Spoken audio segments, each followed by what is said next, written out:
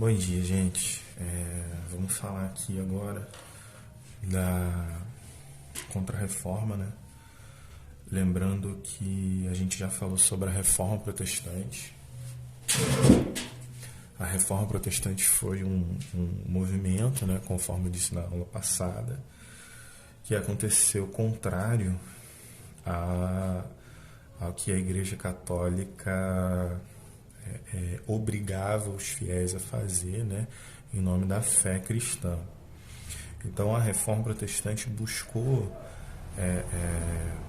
quebrar um pouco dessa lei, dessa ordem absoluta dos padres e dos bispos, né, e do próprio Papa, e trazer não alternativas, mas trazer o questionamento de por que a gente deve obedecer cegamente, né, a esse tipo de pessoa, já que nós podemos entender a religião, como eu estou falando aqui, a religião católica, né, de uma forma mais acessível para a população, uma forma mais boa com a população, né, sem tudo isso que a Reforma Protestante criticava, ok?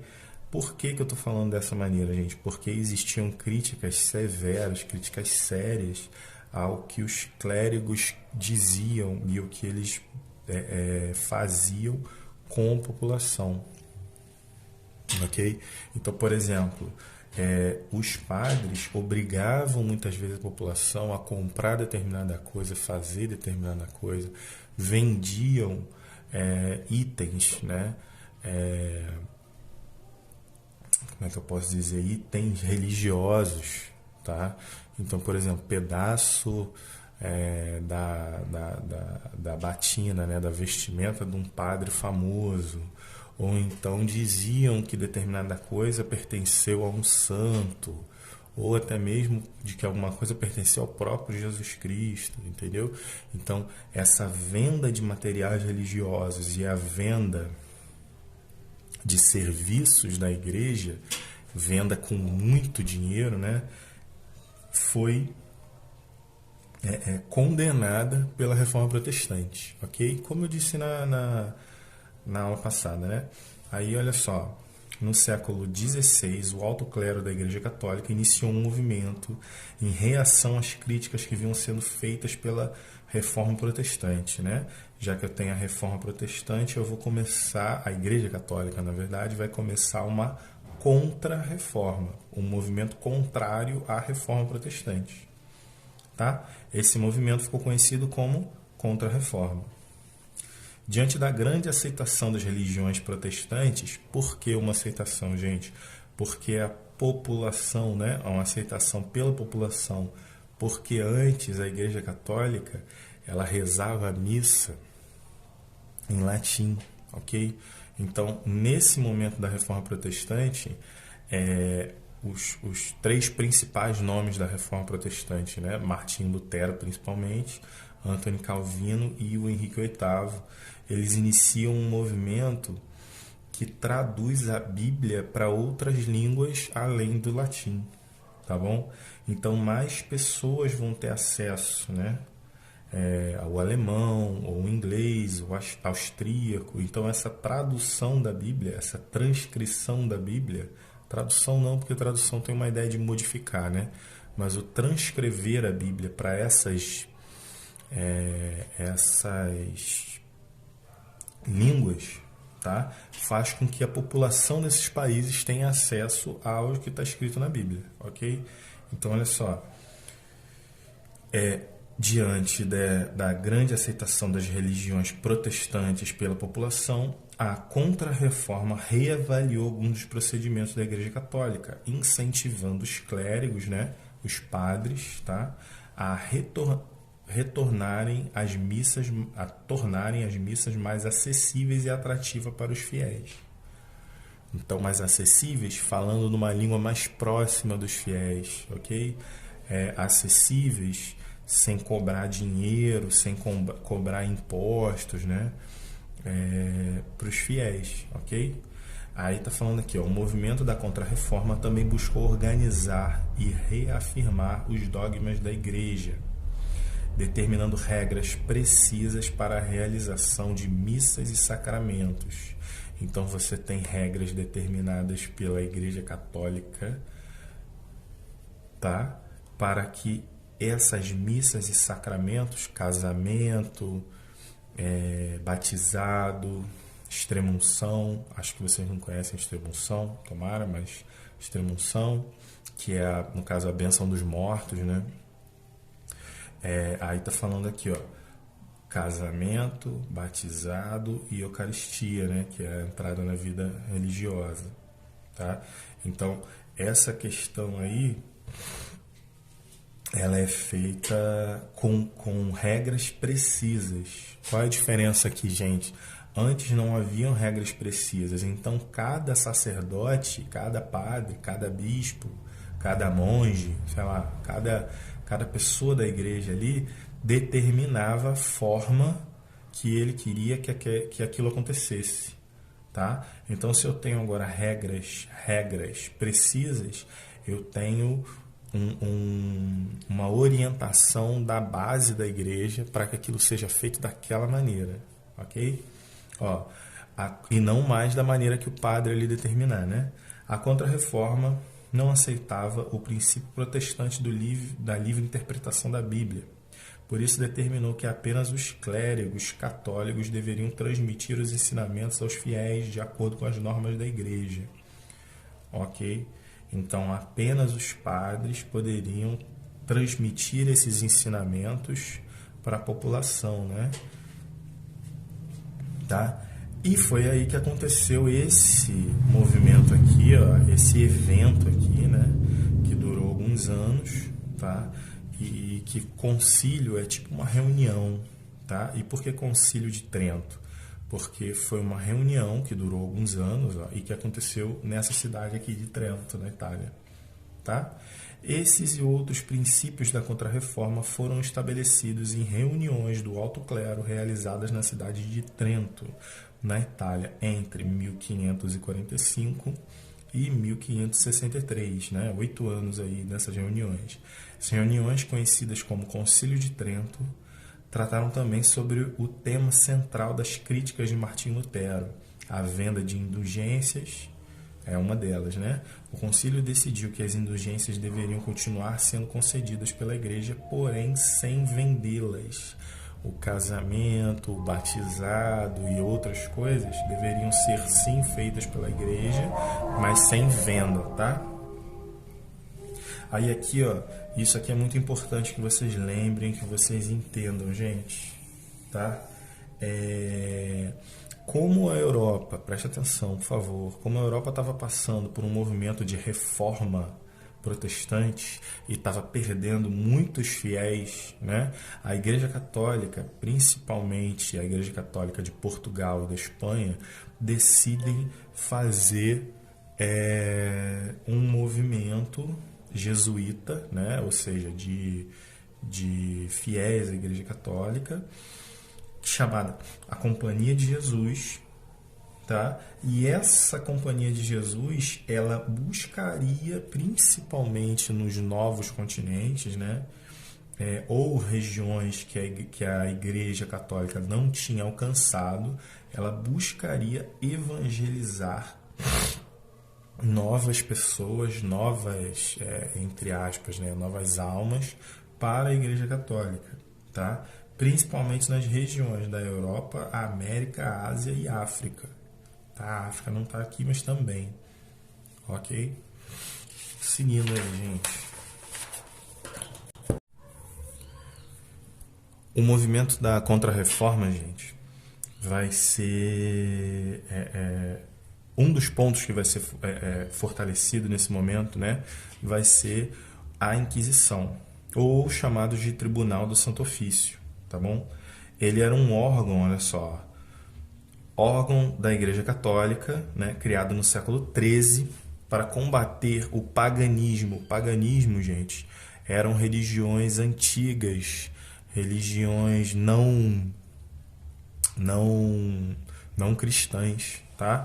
Então a gente tem, por exemplo, a mitologia grega, a mitologia nórdica, a mitologia egípcia, as religiões africanas, tá? Outras religiões do norte da Europa, né? O druidismo, o Wicca, né? O wiccanismo, né? Que é das bruxas e tal. Isso tudo era combatido por esse movimento da Inquisição e era chamado de forma genérica de paganismo, ok? O final aqui, ó, o final da página tem aqui paganismo, ó, tá? Beleza. Então, e as heresias, né? O que é uma heresia? A mesma coisa que paganismo. Só que a heresia é quando você não pratica normas religiosas de acordo com a Igreja Católica. Basicamente é isso. Você tem outra religião, além da Igreja Católica ou além do cristianismo, você é considerado um herege. Ok? A religião que você segue é uma religião, no caso desse exemplo que eu dei, né? É uma religião pagã. Ok? Uma religião que pertence ao paganismo, uma religião pagã. Olha só, nos séculos 16 e 17, principalmente em Portugal e Espanha, conforme eu disse, né? Portugal e Espanha eram dois reinos muito ligados à questão da Igreja Católica, então se tornam dois reinos aliados de forma muito forte à Igreja Católica, tá? A Inquisição foi usada pela Igreja para acusar e condenar pessoas por não seguirem o catolicismo. E para isso aplicava métodos extremamente violentos mesmo, gente, tá? Os principais alvos da Inquisição eram os chamados novos cristãos, pessoas praticantes do judaísmo e do islamismo recém-convertidos ao catolicismo. Elas eram acusadas de manterem suas antigas crenças em segredos. Outros perseguidos pela Inquisição eram os praticantes de alquimia, né? Alquimia é quem mexe nessa época antiga, né? Quem mexe com química, tá? Química, compostos químicos, aí se torna um alquimista, ok? E astrologia, né? Quem mexe com a questão dos astros, quem estuda a questão dos astros de forma esotérica, vamos dizer assim, tá? Todos dois, tanto o alquimista quanto o astrólogo, né? O alquímico e o astrólogo, hoje em dia, como nós temos uma ciência muito mais evoluída do que a época, né? Quem estuda alquimia e astrologia, hoje em dia, é considerado... tanto a alquimia como a astrologia é considerado quase que uma coisa... Como é que eu posso dizer? Não real, não verdade, tá? Porque a astrologia vai mexer com horóscopo, estrelas e tal, e essas paradas assim, né? Astrologia é uma coisa, astronomia é outra coisa, tá, gente? Só para deixar claro aqui. E a alquimia vai mexer com a fusão de compostos químicos, só que a fusão no sentido de fazer quase que mágica diante da alquimia, tá? E alquimia, não entendam alquimia com químico. Químico é muito diferente de alquimista, tá bom? Então, vamos lá. Torturas e autos de fé. Muitas pessoas acusadas pela Inquisição eram vítimas de calúnia e difamação. Era comum acusarem de heresia parentes ou vizinhos para que eles fossem presos pela Inquisição. Se você tinha um problema com uma vizinha, por exemplo, tá? Era comum que esses vizinhos aí se acusassem de inquisição, de heresia, de bruxaria, de coisa desse tipo, para que a Inquisição prendesse esse vizinho, já que você tinha algum problema com ele, tá? Para que isso servia? Tirava o vizinho ali do seu problema, né? E alimentava na sociedade que você era uma pessoa que trabalhava em nome da fé. Então isso aí é um momento muito complicado da história, tá?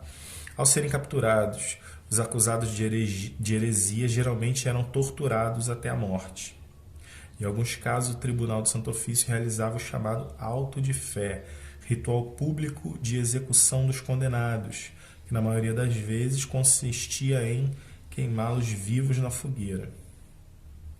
Aí nós temos uma imagem aqui, né, do que seria um auto da fé aqui, um auto de fé. Centenas e centenas de pessoas, gente, foram queimadas em fogueiras, tá? Ou jogadas em rios com pedras amarradas, foram torturadas até a morte, sem praticarem nada de pagão, nada de herege, sem nem terem muito conhecimento do que estava acontecendo com eles, tá? E mesmo assim, centenas de pessoas pagãs, né, com outras religiões que não eram a fé cristã ou considerados hereges, foram mortos também, e também é matar uma pessoa de forma igualmente injusta essa, né? Então como eu disse, é um problema sério na humanidade. Aí aqui a gente vai falar um pouco sobre a perseguição das mulheres, né? Grande parte das vítimas da Inquisição na Europa eram mulheres.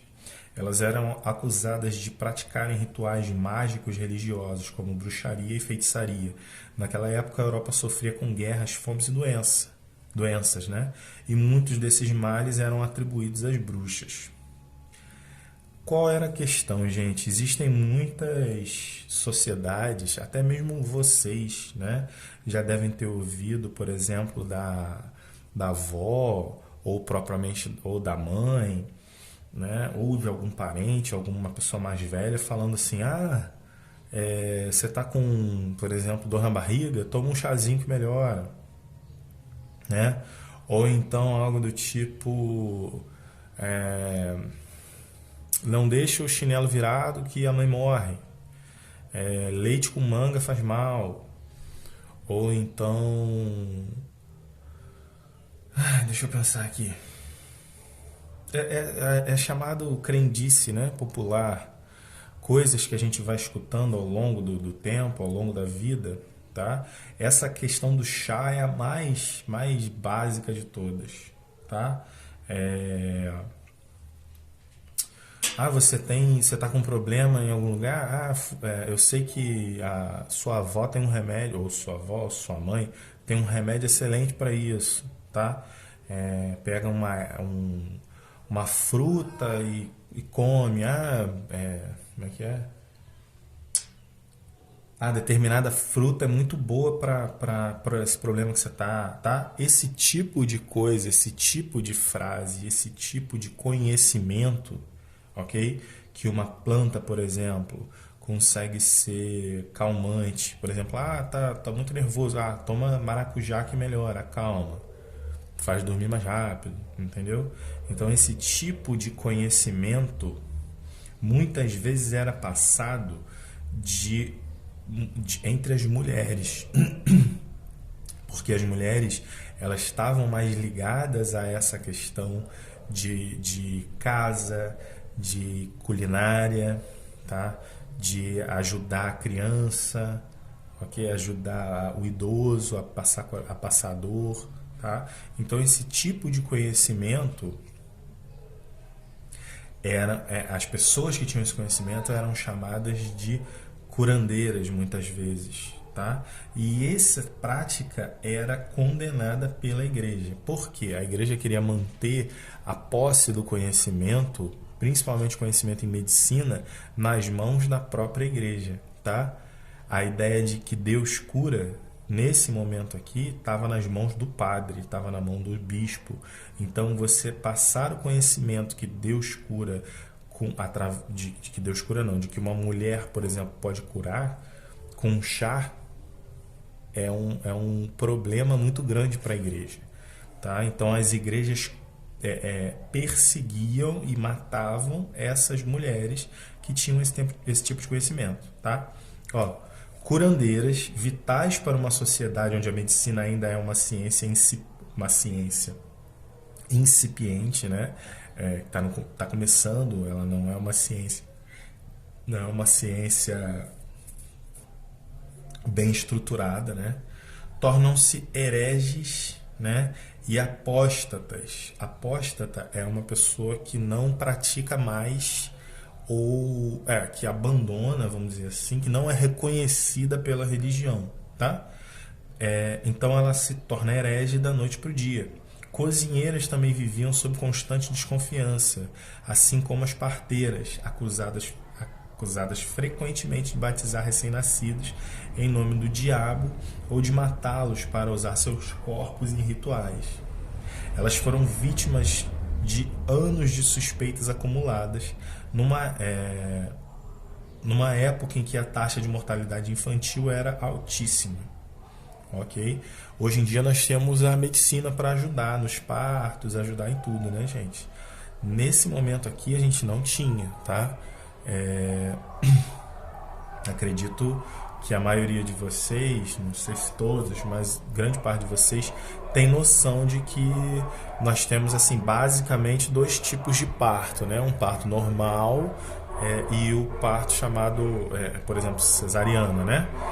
Esse segundo, a cesárea, naquela época não acontecia, não podia acontecer, porque se acontecesse, desculpa a interrupção, mas se acontecesse, abrir a barriga da mãe e tirar a criança era a morte da mãe. Então, se acontecesse uma cesariana naquele momento, era porque a mãe já tinha morrido ou estava morrendo, tá? Então, toda a medicina dependia muito mais da própria pessoa do que do conhecimento científico, inclusive nos partos. Ok?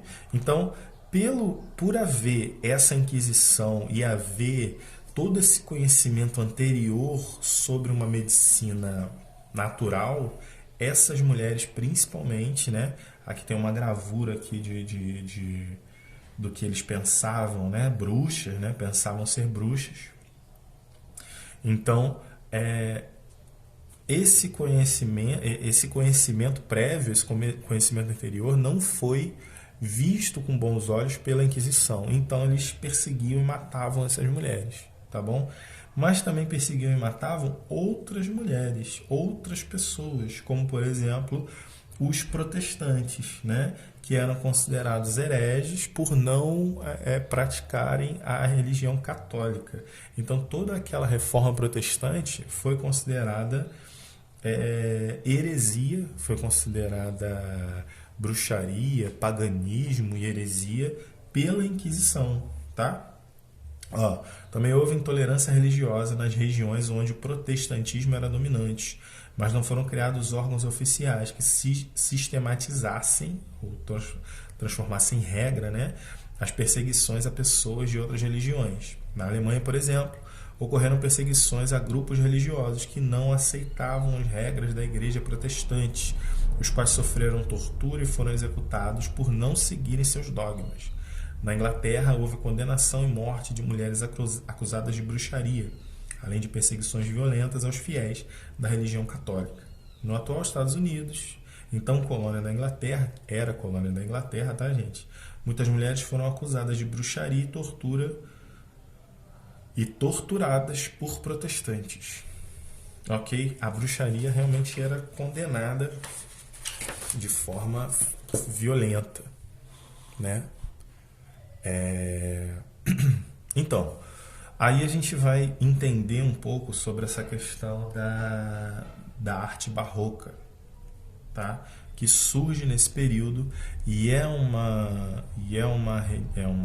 um tipo de arte, vocês já devem ter visto, né, em artes ou devem estar vendo agora, é um tipo de arte muito voltado para as questões religiosas, tá? Vocês vão ver na arte barroca sempre algum tipo de elemento religioso, ok? E vocês também vão ver sombras, muitas sombras, né? É uma arte que mexe muito com essa questão de sombras e é uma arte que mexe muito com a questão do realismo, das expressões. Ele trabalha muito com a ideia do sofrimento, tá? Das expressões, do sofrimento e tudo mais. Durante o período das reformas religiosas, desenvolveu-se na Europa um estilo artístico chamado barroco. também se desenvolveu em alguns setores, em algumas zonas lá, alguns lugares da religião. Pouco antes desse movimento religioso protestante, surgiu o movimento gótico, tá, gente?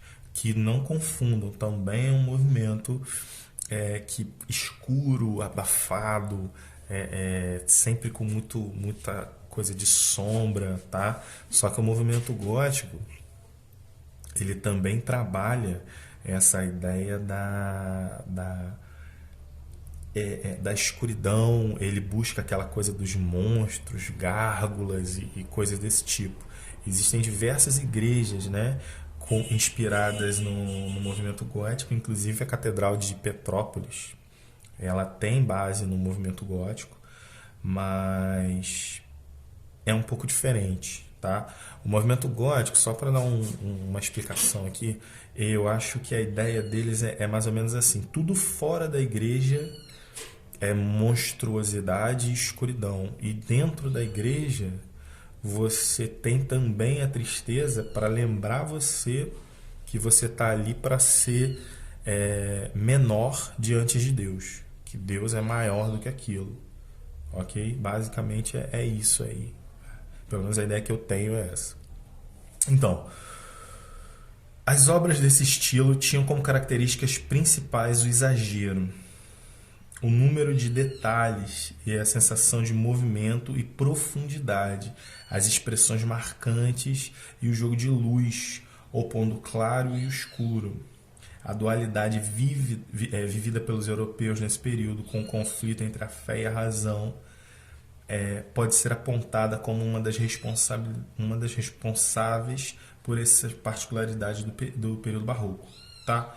Então, gente, mas assim, é muito claro duas coisas no período barroco. A primeira delas você tem sempre o apelo da fé, tá? Sempre o apelo da fé e sempre o sofrimento. Se você olhar aqui, essa imagem aqui, eu não sei se é uma mulher, ou se é um homem, mas ele parece muito com diversas imagens de Jesus Cristo que a gente tem, né? E você tem as outras três pessoas da tela dando atenção para essa pessoa central, né? E essa pessoa central está com vestimentas aí que não são vestimentas da época, né, de Jesus Cristo, mas se assemelham muito, parecem muito com essas roupas de Jesus, tá? E ele está, inclusive, fazendo um gesto assim semelhante aos gestos, né, de Jesus Cristo. A outra imagem aqui mostra no rosto das pessoas, ó, um sofrimento muito forte, tá vendo? Uma ideia de, primeiro, as sombras, né? A luz e as sombras é muito, muito claro e muito bem feito. E segundo, que ele mostra o sofrimento, ó, tá vendo? Ok? É isso, vou continuar. Então, aí nós temos também as esculturas, ó. Na escultura, a arte barroca se caracterizou principalmente por sua extrema dramaticidade e grandiosidade, tá? Só para ter uma noção, esses quadros aqui, tá, gente? Eu não tenho exatamente a ideia do tamanho, mas normalmente os quadros da arte barroca tem tipo assim 4 metros de altura, tá? 3 metros de altura, o quadro, ok? O italiano Gian Lorenzo Bernini foi um dos mais importantes escultores barrocos. Observe abaixo uma de suas obras, tá? Eu não lembro o nome dessa aqui, mas acho que é o Barqueiro ou Zeus, né?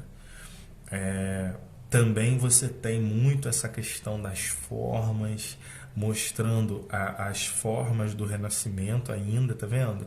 Mas já com uma ideia de que você como é que eu posso dizer? Que você definha. Você já vê formas aqui na barriga, né?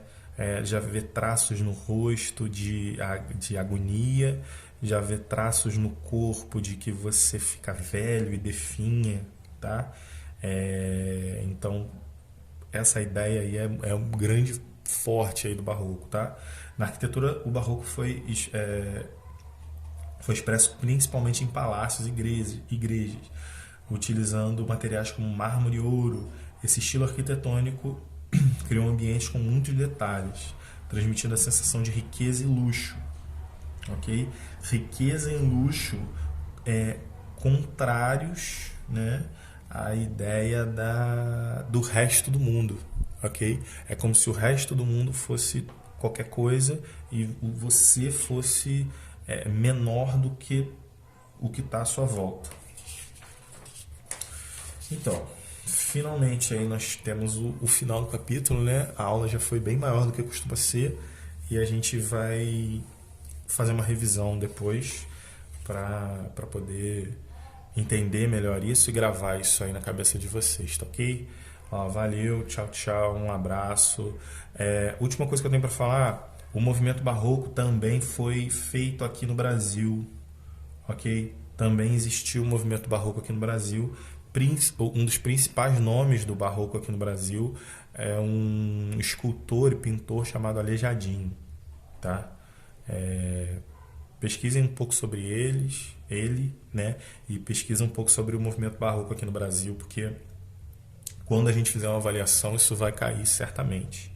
Eu posso falar um pouco mais disso depois. Valeu, gente. Tchau, tchau.